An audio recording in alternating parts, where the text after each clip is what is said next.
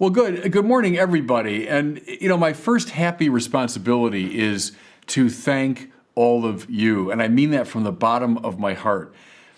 I mean, I know two things. One, how important it is to be communicating the faith to the next generation. Secondly, how hard it is today, especially with the rising tide of secularism and kind of indifferentism. It's always hard to teach young kids. I mean, it's always difficult. It's a challenge.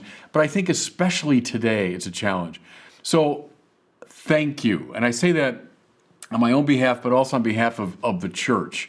What you do is supremely important.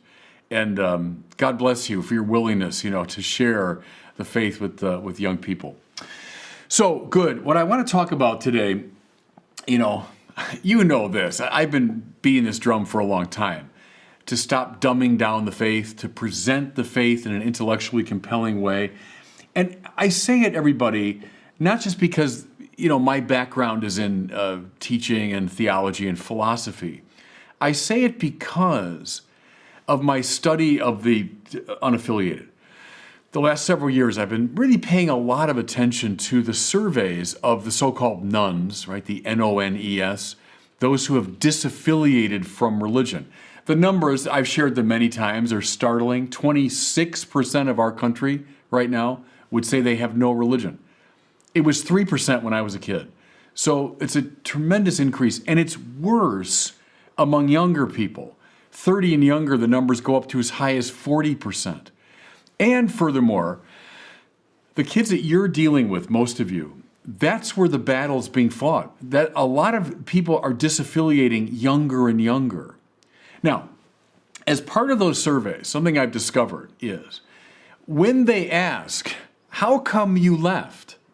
Well, they give a variety of reasons. That's true. And I've given presentations on all the different reasons. But time and again, number one reason that the young people give for leaving is, I don't believe the teachings. I don't believe the doctrines. Another way they put it is this: I never got my questions really answered. Now, again, there are other reasons they give for disaffiliating. It's not just this, but I'm continually impressed by the fact that number one reason is, for want of a better term, an intellectual reason. They were not intellectually satisfied by what they were hearing in our classes and courses. Now, again, everyone, please, don't misunderstand me. I'm not saying for a second that the whole thing should be reduced to, academics and to theological correctness. No. All the things that we do, and I'm talking here about forming young people in prayer, forming them in liturgy, forming them in a good community sensibility, forming them in retreat experiences, forming them through outreach to the poor and the sick and the marginalized. Those are all super important. So please don't misunderstand me as though I'm saying all that secondary. It's not. In fact, when you look at the surveys, many of the disaffiliated will say, I do fondly remember prayer experiences. I do fondly remember retreat experiences. And maybe above all, they'll say, I fondly remember when we were encouraged to do works of social justice. So those things remain of tremendous importance. Keep doing them, please. But can I suggest we should put a renewed stress on answering the questions that they have, is addressing some of the concerns that they say were not answered in their religious ed classes.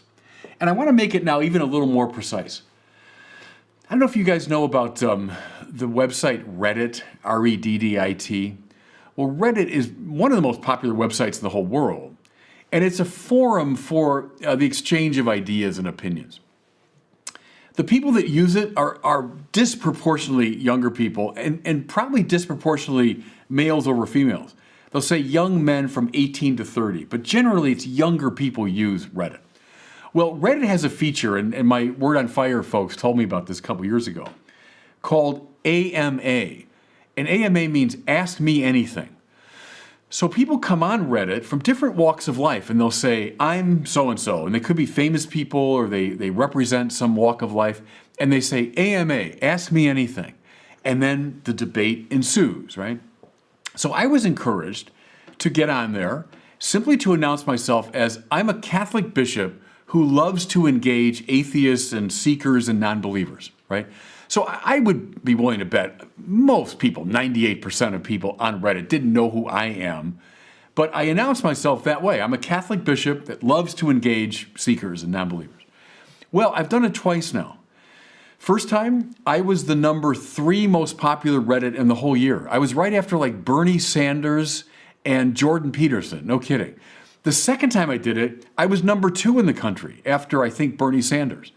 Now, again, I'm saying it not because they know who I am. I'm sure they didn't know who I am. But that a religious person came on this website frequented by young people and said, hey, ask me anything. And it proved to be massively popular. Now, massively obscene, massively, obnoxious and all that too. Believe me, you're going to hear everything on Reddit. But I got, in both cases, like tens of thousands of questions, observations, etc. Now, once you wade through all the kind of obnoxious, obscene things and all that, and there's plenty of it, but you can discover a lot of really good, honest questions. And they fell very recognizably into certain patterns.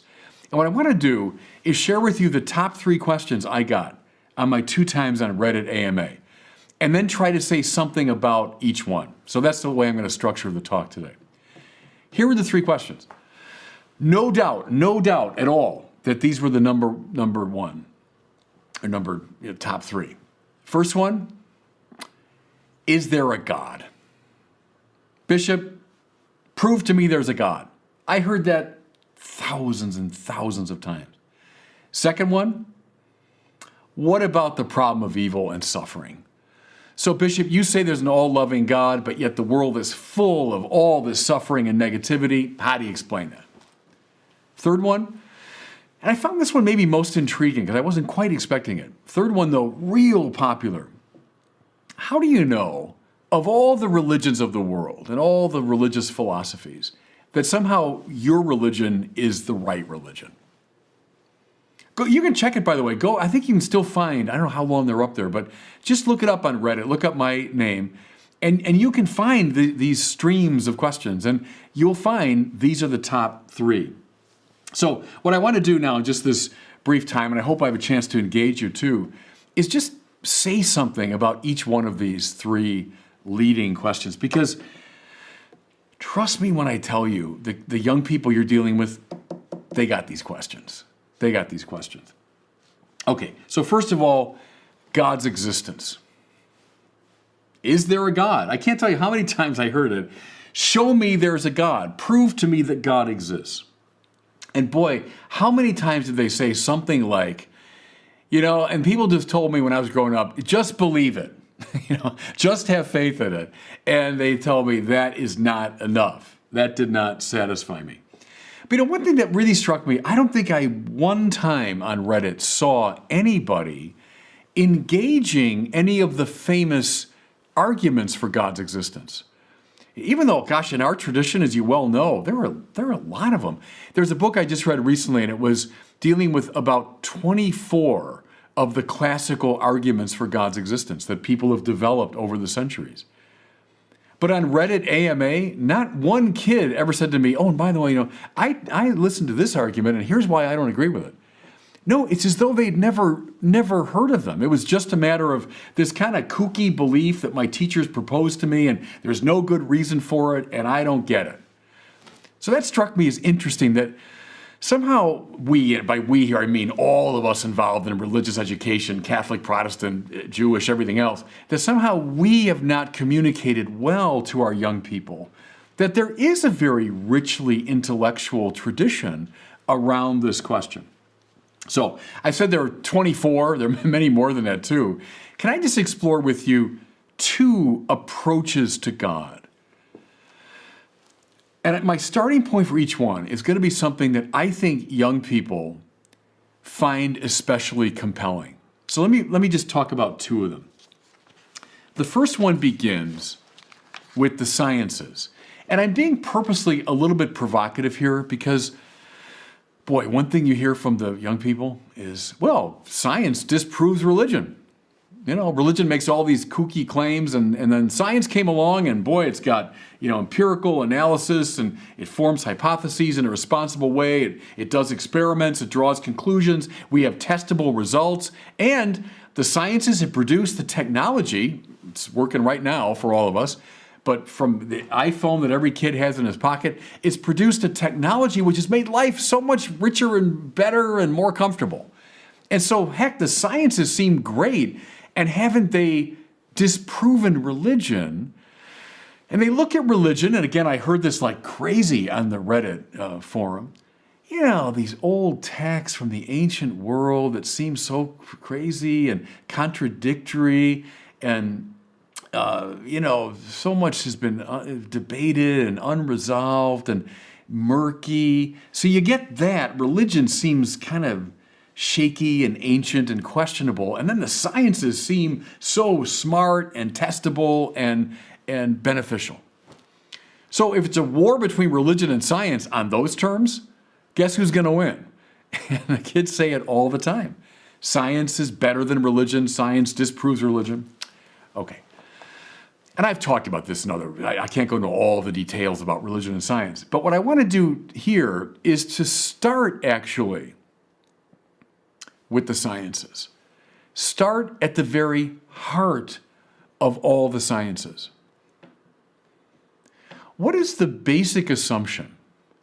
And I would call it, everybody, frankly, a mystical assumption that stands behind all the sciences. Whether it's psychology, it's biology, it's chemistry, it's physics, whatever it is, the assumption that stands behind all the sciences is that reality is intelligible. Fancy way of saying it can be known. It has a pattern that corresponds to the questing mind. Now think about it for a second. If the world was just a chaotic jumble, well, how would the scientists go out to meet it? With what kind of confidence? If the world was just chaotic jumble of nonsense, no scientific mind would go out to meet it with confidence. Rather, there's something like pattern, form, intelligibility on the grandest possible scheme and in every nook and cranny of the universe. In fact, isn't it interesting? I remember talking to my nephew. My nephew Drew is a really smart kid. He's a senior now at MIT. So doing the highest level, right? Math and physics and all that stuff. And I said, Drew, what I find really interesting is that reality, as you're analyzing it, as an engineer now, corresponds to the most complex mathematics. As you're analyzing the world, so you can build bridges and build buildings and construct things and so on. Well, you're using the most sophisticated, complex mathematics to do that work. Well, why does it work that way? Why would that complex mathematics correspond to the real world that you're dealing with? Where does the order, pattern, and intelligibility of the world come from? Einstein said this. He has a lot of interesting quotes about kind of science and religion, but my favorite is this one. The most incomprehensible thing about the universe is that it's comprehensible, right? Because the more you stare at that, the stranger it becomes, right? Why should the world have these incredibly complex mathematical patterns of intelligibility? But it does, because otherwise the sciences wouldn't even get off the ground. Joseph Ratzinger, in his wonderful Introduction to Christianity, of course, Ratzinger becomes Pope Benedict XVI. Ratzinger says, the only finally satisfying explanation for the intelligibility of the world is some intelligence which has placed that patternness, that order, that intelligibility into things. Ratzinger observed something, I've always loved this. He said, our language gives this away. Because when we come to know something, we say that we recognize it, right? I recognize the truth of that. Recognize, recognize, right? I think again what's already been thought. Now, in the beginning was the Word, and the Word was with God, and the Word was God, and through that Word all things came to be. The great claim of the Bible is the world is not dumbly there. The world is intelligibly there because it has been spoken into being. Don't literalize that language. That's beautiful high poetry to express what I've just been describing. The world's not dumbly there. It's not chaotically there, but rather it's intelligibly there because it's been known into being by a great primordial intelligence. Another thing that's interesting, everybody, many have pointed out, Ratzinger included, it's no accident that the modern physical sciences that we all honor and reverence as we should emerged when and where they did, which is to say, out of the great Christian universities of Europe. They came out of a thought world that took for granted creation, the idea that all of reality has been stamped by a primordial intelligence. And look at the first great scientists, almost without exception. They were all devoutly religious people because the sciences came up out of that matrix. I'll leave you just with this quote from Paul Davies. Paul Davies is a very interesting Australian physicist, high-level physicist, but writes a lot about science and religion. He wrote an article where he was kind of tweaking the noses of his scientific colleagues. And his simple question was this: where do you think the laws of nature come from? That's a good question.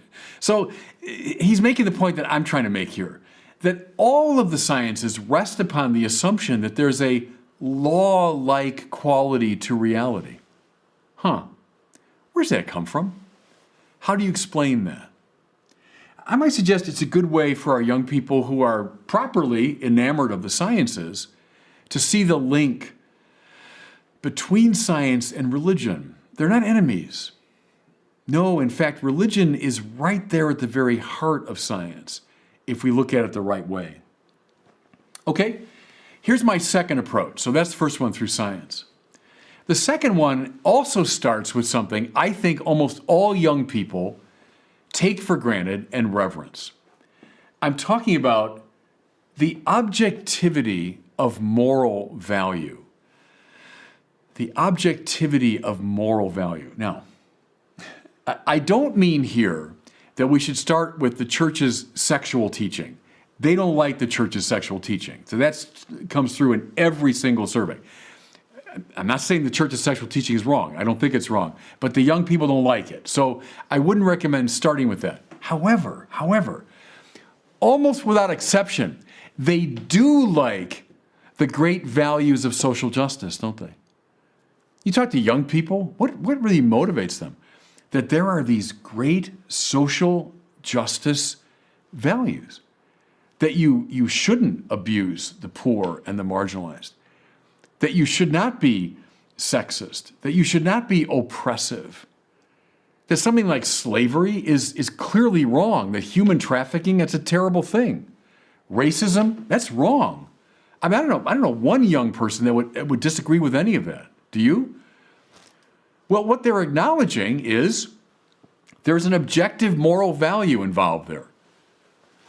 If you were to say, no, I think morality is just a question of, your subjective opinion. So, yeah, you think slavery is a bad thing, but if someone else thinks slavery is okay, well, that's all right. We should be tolerant and inclusive. I don't know one young person that would say that. Do you? Or, sexism, sure, I think that's wrong. It's my subjective opinion. But someone else, they might think, no, sexism is fine. Would they buy that? Or, the Nazis, sure, I think that's a terrible thing what Hitler did. But, if that was the consensus of the people of that time, who am I to tell them when they're wrong? I don't know any young person that would ever say such a thing. You see, what they're resisting, and they're dead right about it, they're resisting the tendency to turn objective moral value into simply a matter of subjective preference. Now, I know, we so highly value inclusivity and diversity and all those good things. But when it comes to these primal moral truths, I don't find young people subjectivist at all. I think they hold to objective moral value. Okay, just as in the scientific order, where do the laws of nature come from? Where do these objective intelligibilities come from? So here now, in the moral order, where do these objective moral values come from? Oh, they just come from the societal consensus. No. Because 1935 in Germany, there was a societal consensus that it was perfectly fine to imprison Jews and put them to death. Oh, no, that's just, a matter of subjective opinion. No, you don't hold that. You hold to the objectivity of these values. Where do they come from? How do you explain them? What does the Bible witness to, everybody, over and over again? That God is the great lawgiver that stands behind the objective moral laws that we intuit. How is God described? As the giver of commandments. Now again, I know right away they think sexual morality and tell me what to do. So bracket sexual morality for a moment. Go back to these things I've been talking about. Do you think slavery, human trafficking, racism are objectively wrong? Yeah. Where does that come from? Where did those objective states of affairs come from? They can't come from my private opinion. They can't come from the consensus of my community. They come, in fact, the Bible says, from this great moral lawgiver whom we call God. Just a last connection. Isn't it interesting? John Henry Newman saw this. That we refer to the conscience as a voice. Think about that. It's curious because, I've got, let's say, an aesthetic sensibility where I make judgments about works of art. And, that's beautiful, and that's it, and that's not, or that's more beautiful than this. Okay, now, if I make a mistake in that order, I don't feel ashamed. I might feel stupid, or I might feel, uninformed or something, but I don't feel ashamed that I made a bad aesthetic judgment. Or if I make a mistake in my mathematical calculation, I might feel stupid, but not ashamed. But when I go against objective moral value, how do I feel? Not just stupid or uninformed, I feel ashamed. Now why? Because I know I've offended someone. You see what the voice of conscience, not just an attitude or a sensibility, it's a voice.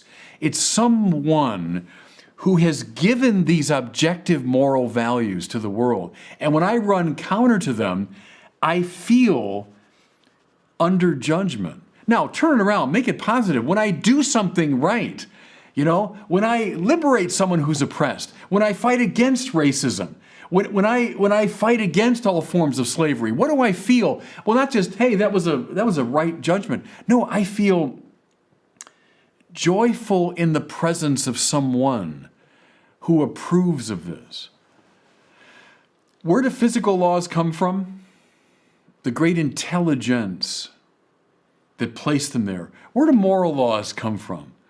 From the great moral lawgiver in whose presence I feel lifted up or ashamed, depending on how I behave morally.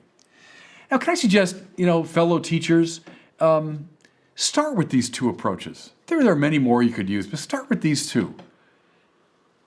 Start with two things that they reverence, the sciences and objective moral values. And then keep pushing.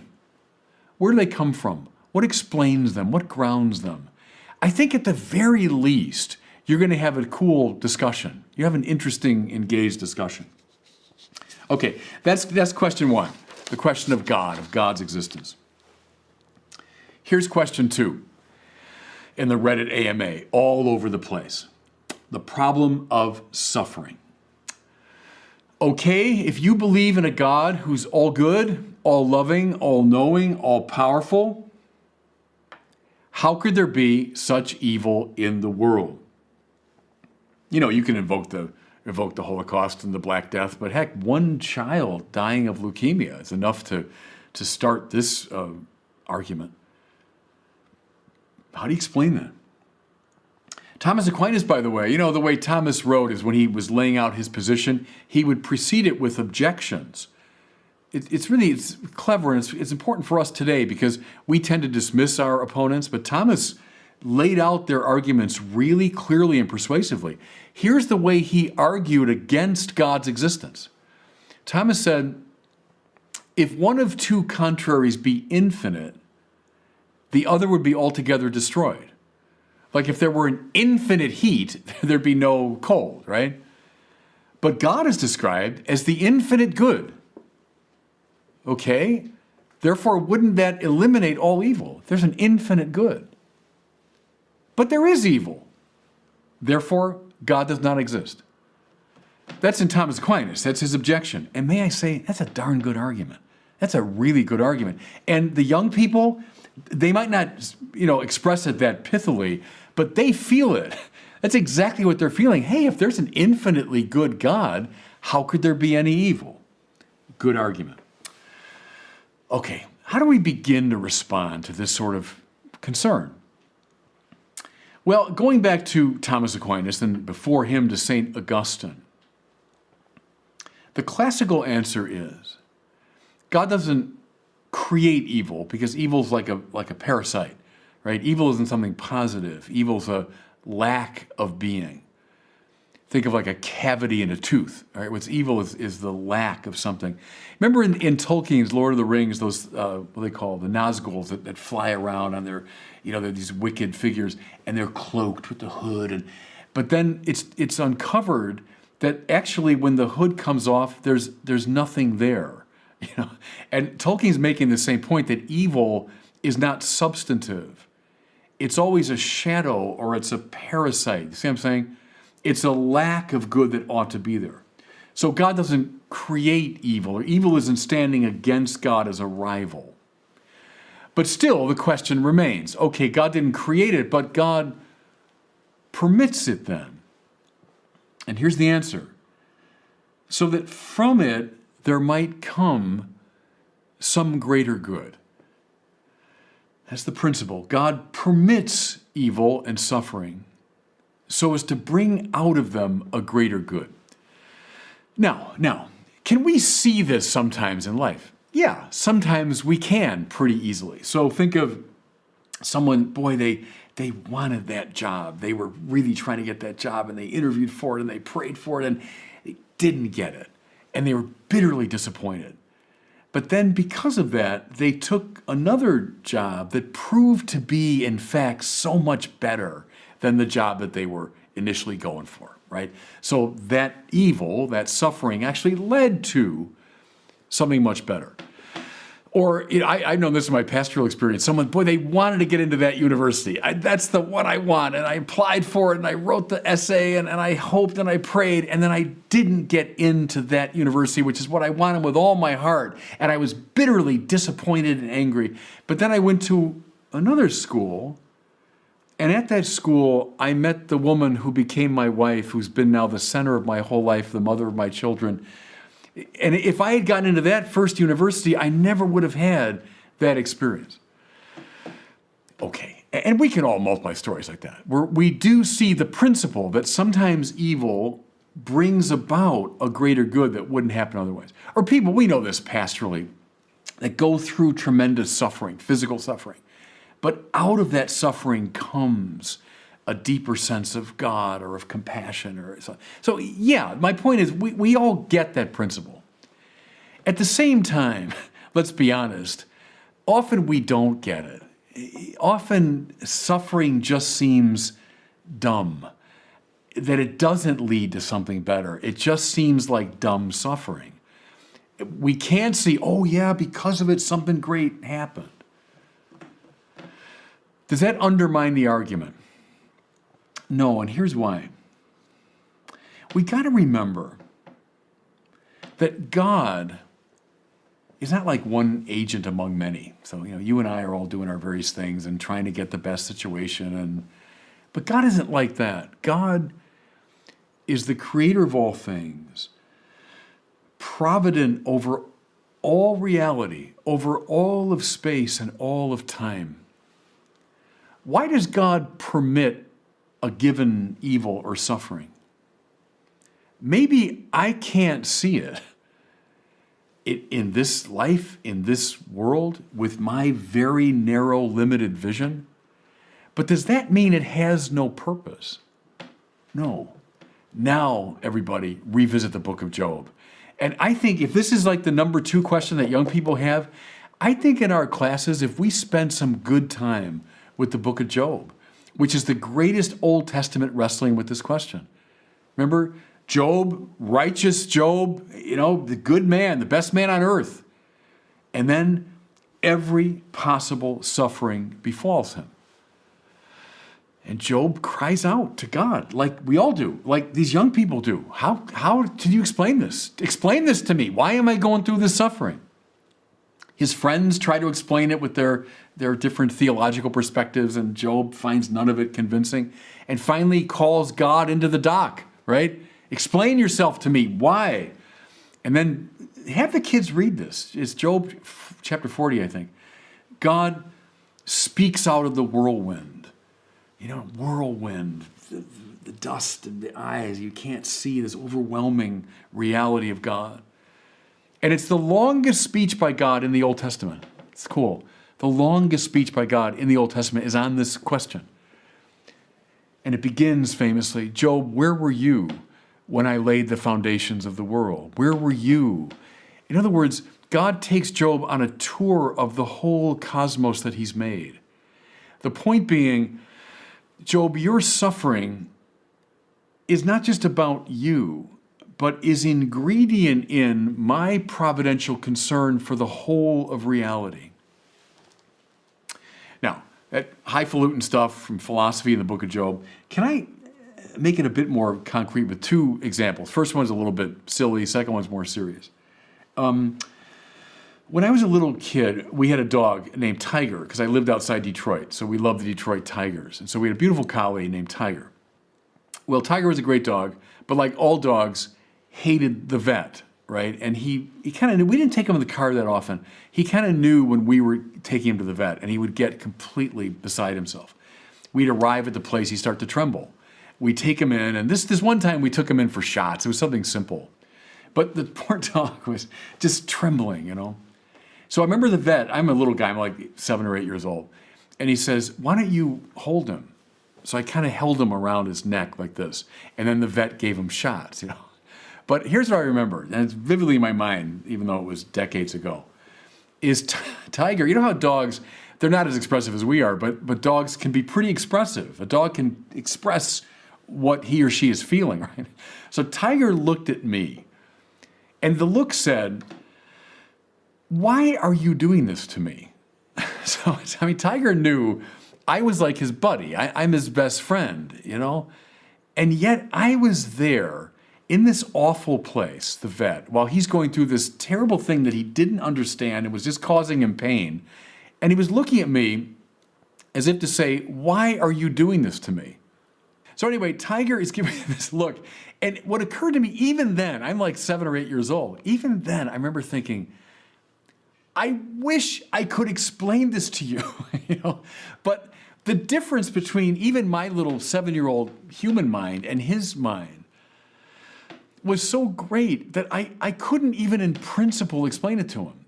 Well, Tiger, listen, these are shots and they're going to awaken your immune system in a new way, and it's going to prevent you from getting sicker later. So I know it's a little tough, but just endure it and you'll be better. This actually is good for you, what you're going through. Well, I couldn't even begin to explain it to him.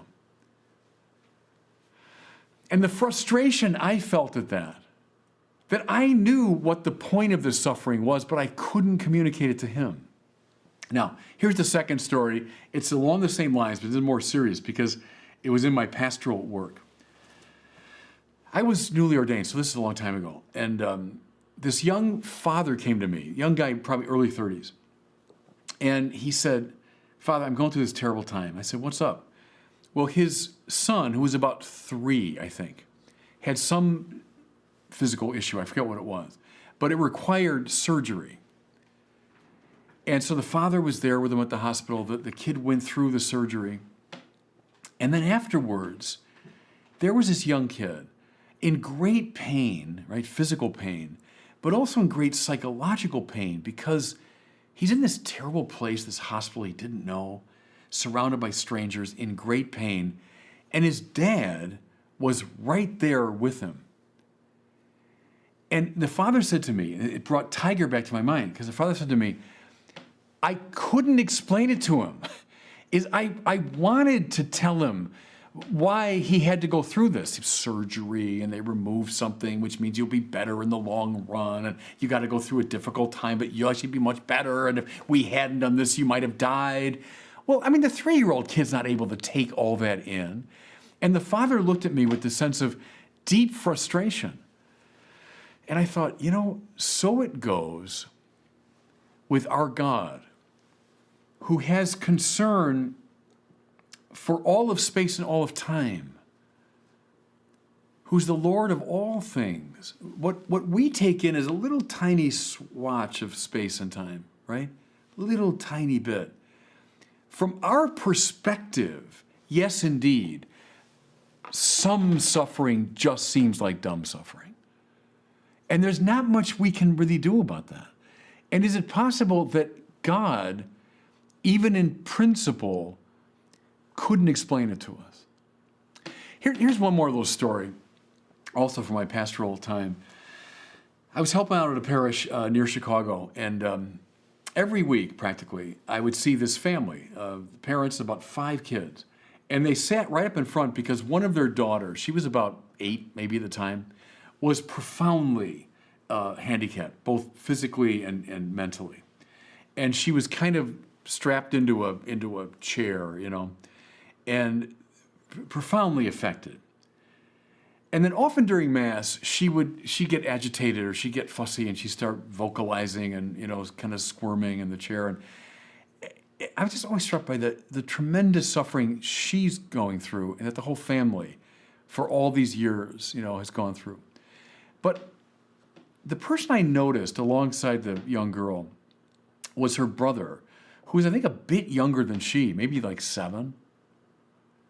And week after week, this young kid, when his sister got agitated, would, with such care and compassion and simplicity and not drawing attention to himself, would attend to her, would comfort her and talk to her, Now, I never came to know this family all that well, but they've never left my mind. And I'll tell you why. Because why would God allow this? Why would God allow this poor girl to suffer? Why would he put her family through this? Well, look, I don't know. I don't know. But I used to muse.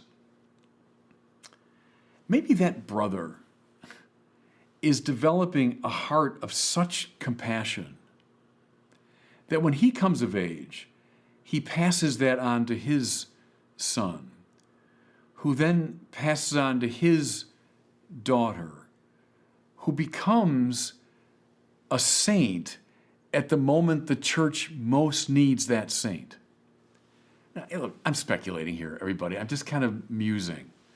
My point is, God has command of all of space and all of time. Why are certain evils going on? Well, maybe it's not even, the answer is not even to come in our lifetime. Maybe it's not for us so much. It's for something far in the future. I don't know. Where were you when I laid the foundations of the world? Says God to Job. And says God to us too. But, look, my holding Tiger around his neck while he was going through this. The father sitting with his son, even though he couldn't explain it to him.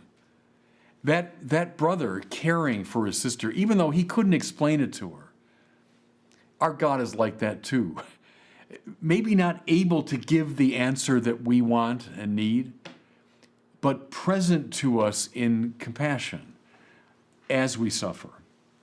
It seems to me that's the answer, in quotes, the answer by our great tradition. Again, I'm not trying to solve this thing, but it might be a good way to engage the minds and hearts of young people is to address this question head on about suffering. Okay, I've been going on a little bit too long. Let me draw to a close a little more quickly with number 3.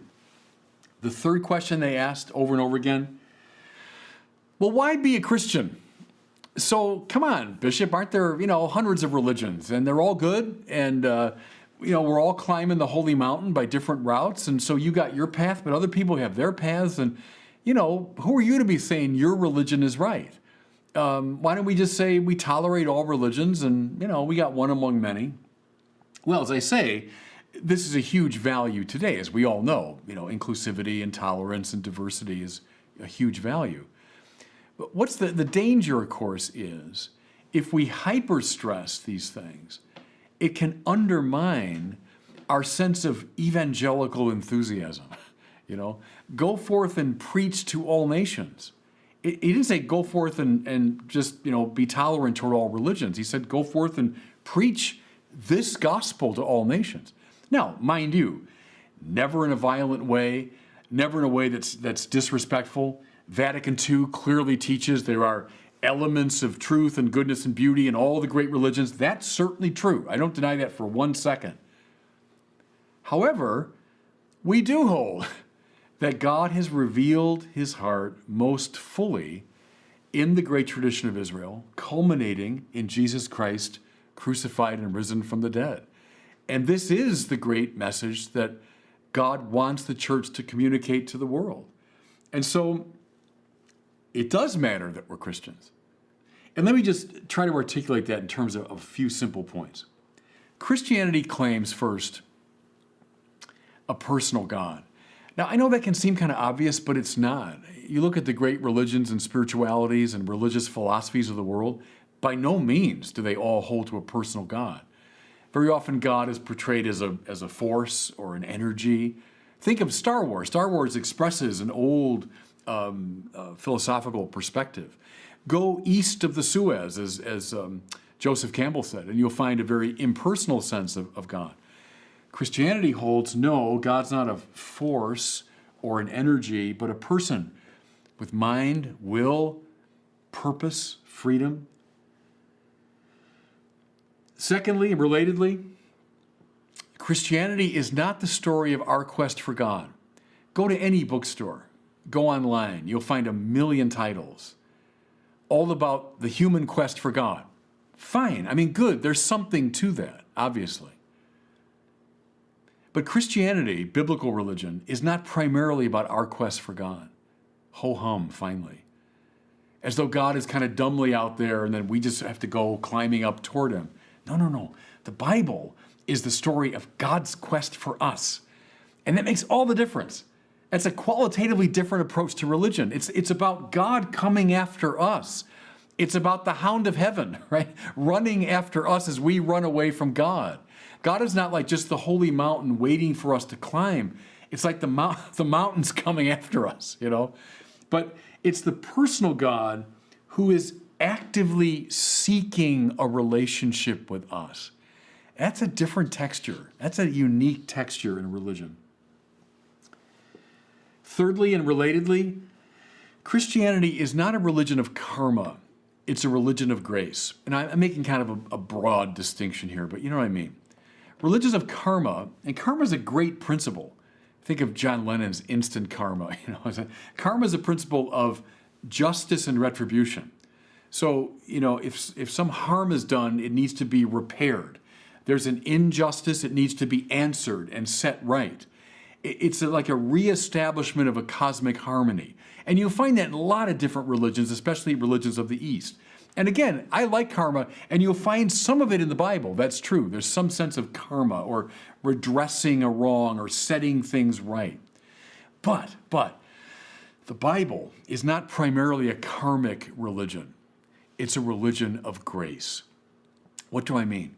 I mean the personal God who's after us, loves us even when we don't deserve it. is not just a God of justice, but is a God of superabundant love. Gratia is a free gift beyond what we deserve, beyond what we merit. And fourthly, and relatedly, Christianity is a religion of incarnation. So watch the trajectory here. The personal God who's looking for us, who loves us when we don't deserve it, loves us, what does John 3:16 say? God so loved the world that he gave us his only son. God's gracious love is so intense that God becomes one of us. The Word became flesh and dwelt among us. Now, why? So that we might be divinized. The church fathers said in their Latin, Deus fit homo ut homo fieret Deus. That means God became human that humans might become God. Now, say what you want about that. We could debate it, true or false, but that's a unique claim, everybody. There's no philosophy of religion, there's no other religion that makes a comparable claim. That the personal God who's after us and loved us so graciously that he became one of us that we might share in his life. Now, again, we can debate that. And you can say, well, I think that's crazy. But I don't know. That's a distinctive religion. That's a distinctive view. And I'll be honest with you, I speak now as an evangelist. If there's a more compelling religion than that, I'll join it. As far as I'm concerned, the personal God of gracious love that runs after me and becomes human so that he might draw me into his life, that's a pretty exciting message. In fact, that's the greatest humanism ever proposed by any religion or any philosophy in human history. God became one of us that we might become divine. I think that's a message still really worth propagating. And that's the answer to that question. Well, why be a Christian among all the religions? I don't know. To me, it's a pretty cool religion, Christianity, and it's worth proclaiming. Okay, I'll draw to a close there. Answers, responses anyway, or let's say the beginning of a good conversation about the three questions that seem to preoccupy young people the most. God bless you all. Thanks for listening. Amen. Thank you, Bishop. Incredible. You. We do have time for a few questions, so Good. I would invite everyone, if you have a question for Bishop on the topic that he shared or about teaching. I know we want to ask him questions more about 6 or 7-year-old Bishop Barron, but let's not do that. Let's stay on topic and just put those in the chat box, and we'll get to those.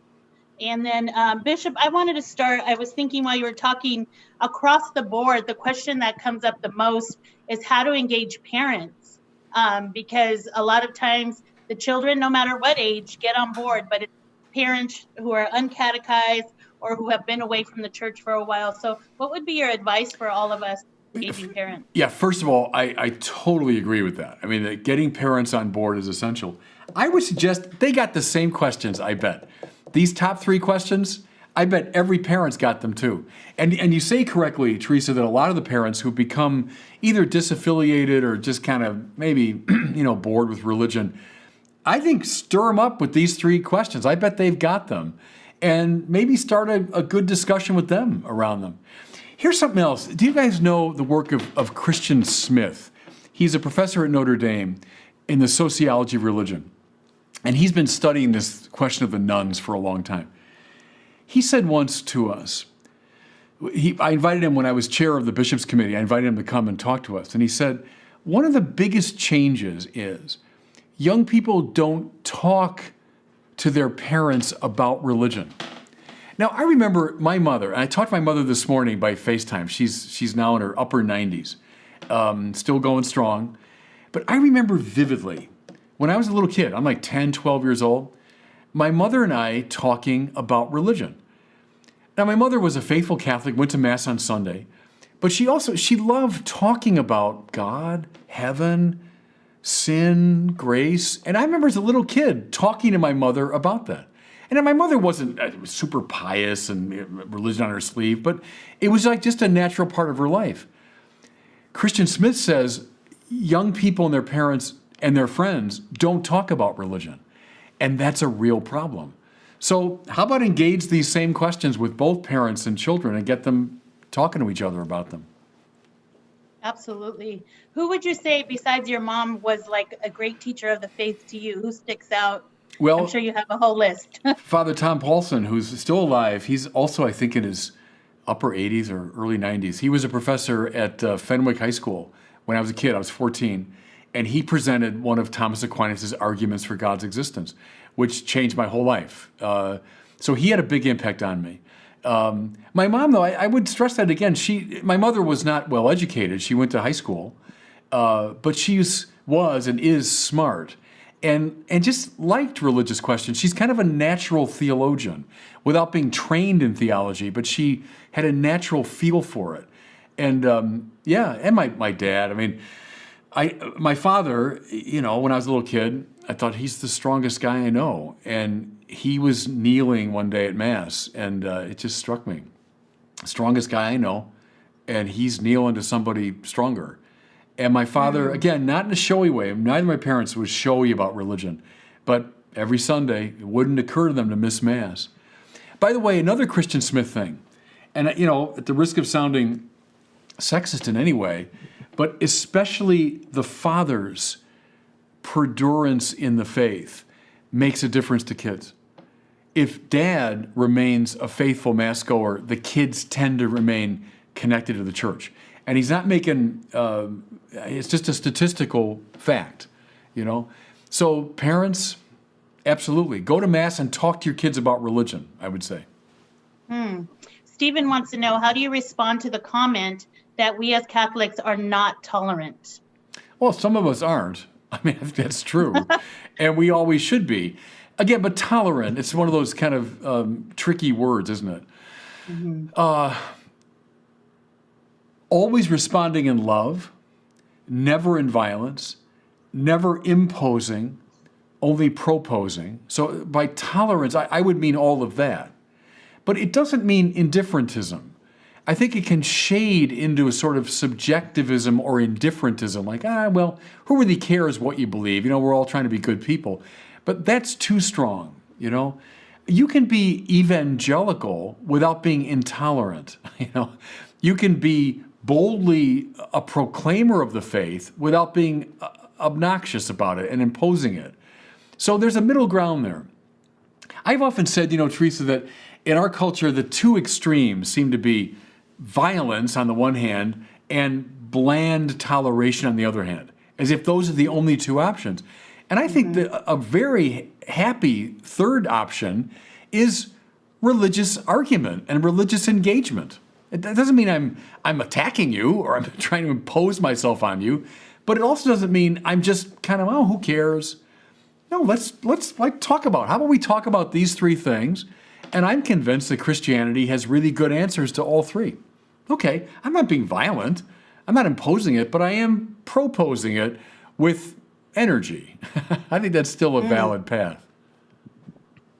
Absolutely. Anna wants to know, are there any books you might suggest that explain the three questions you went over? And I would like to add to that, any books in general for us just to go deeper into our faith and help us. Yeah, I'm trying to think these three questions in particular. On God's existence, the one I'm referring to is kind of a hyper-technical book on the 24 arguments for God. You know, I think the works of Peter Kreeft, do you know Peter Kreeft? Kreeft. He writes a lot of really good substantive books, but are also pretty accessible, pretty easy to read. I'd recommend any of his things on God. You know, I mean, Word on Fire, we've tried to do a lot of things talking about these issues. I have a whole DVD series on the mystery of God. Maybe take a look at that. I just finished this book on the Creed. It should be coming out sometime next year. Might recommend that. But I think Peter Kreeft might be a good place to start. Richard wants to know, how do you prepare teachers to answer and embrace the questions? Well, how about we start with this? In other words, okay, here are the three questions. And I think that's pretty plain. Now, I've just given you a couple of suggestions. Start with those and then have a good conversation. See what ensues. So someone says, yeah, I don't find that very convincing. Well, how come? And let's have a good argument about it. So I don't know, start with the questions and maybe begin with the observations I've made here and then see what follows. But don't opt for either, okay, let's impose it on people or let's just blandly tolerate. Let's engage. So maybe start with these suggestions. And of course, everything I've said here today, it's nothing like new to me. It's all like just classical Catholic stuff, But start the conversation. Absolutely. A few more here. Anitra, can you give me resources for parents who need answers to hot topic questions for their teens and adult children? Yeah, a good book there, I'm just thinking of it, is Brandon Vaught, who works with us at Word on Fire, but Brandon also writes in his own name. And it's a book called Return. And it's all about how to bring people, especially young people, back to the faith who've wandered away. So go get that. Brandon, it's VOGT, Brandon Vaught, Return. That's a good place to start. Nancy says, in my school community, one of the biggest challenges is that our parents do not attend Mass, especially now with the pandemic, even in a normal setting. How can we motivate them to seek the sacraments and especially attend Mass? Yeah, tell me, please, because I'm bringing that up all the time. I worry about it. This is such a weird moment in the life of our church. We've never had this before. And I worry that people have been away for so long that they've been watching on TV, or maybe, a relative handful are going to our Masses outside now, maybe 100 or so. I worry about it. I do, because they're already staying away, a lot of people. We're already staying away from Mass, and then this thing happened. So I don't know. I'm wrestling with that too. I'm trying to figure it out. One suggestion I've made is everyone that comes, let's say to one of our Masses now, make a resolution that when the time comes, please God, sometime soon, when we can all come back to church, bring somebody that's been away for too long. Bring a family member, someone at work, but become a kind of a one-person evangelical crew and say, I'm going to find one or two and bring them back to Mass. But I'm still wrestling with that too. I'm not quite sure what the best answer is. Marta says, how do we get the male figure, the father of the family, to understand the importance of partaking in the walk of faith with their children? Yeah, tell them, first of all, that statistically it's true. And that, it just has a massive effect on the kids. So, I don't know, tell it, propagate it, explain it to people. But yeah, getting the parents involved is absolutely essential. It won't happen without that. I grew in my faith, and it's just, again, it wasn't so much explicit, it was more implicit, that I just knew it was very important to my parents. And when you're a little kid, your parents set the tone for your life in many ways. And so, yeah, of course you're religious. My mom and dad are. It was just taken for granted. But that's, I know, has changed a lot from the time I was a kid till today. And what are some rules of engagement to have a good, they put argument, but I would say conversation. Yeah, but you don't think, and I don't mind the word argument because I know it has this negative overtone like we're yelling at each other. But think of Thomas Aquinas. Is trading in argumentation. It just means making a case. It means, bringing your premises to bear, assembling your evidence, drawing conclusions. It's having a rational conversation. That's what an argument is, So teaching people how to have a good argument without becoming rancorous or without just giving up into like bland toleration, that's something we can really teach our young people, how to do that. One thing is to begin with their questions. That's what I did today, right? As I listened for days to these people on Reddit, and okay, I heard your questions. You think of Jesus now going to Emmaus, and hey, what are you guys talking about as you go? That's a really good evangelical starting point. He didn't start by preaching. He got there, mind you, but he started by, hey, what's on your mind? What are you guys talking about as you go? So what are you talking about in religion? These three. Is there a God? Why is there suffering? Why Christianity? All right, good. Now let's keep talking, But start with their questions. Last question. What is your drink at Starbucks, Bishop? I don't go to Starbucks that often. I like coffee a lot. In fact, I do have Starbucks at my house. We have the little, Keurig machine, and I got Starbucks coffee. I don't know what I like strong coffee. I hate when coffee tastes like just brown water. I like when it's like really got a strong punch to it. I can't have too much coffee. I get kind of too keyed up. My assistant Sylvia is also my wonderful Spanish teacher. During all these Zoom meetings, I've been all this time in my office, and she's learned to bring in. She has this kind of, we call it café especial, that she makes for me. I don't know what she puts in it, but it really packs a punch, and it keeps me awake during all the Zoom meetings. So Oh, that's I do great. Love I do her. like coffee. Yeah. Great. Well, Bishop, thank you so much for your time. You're welcome. I know every time I meet with you, we're always talking, and you're always sharing ways to help others and to teach, and so we really appreciate that.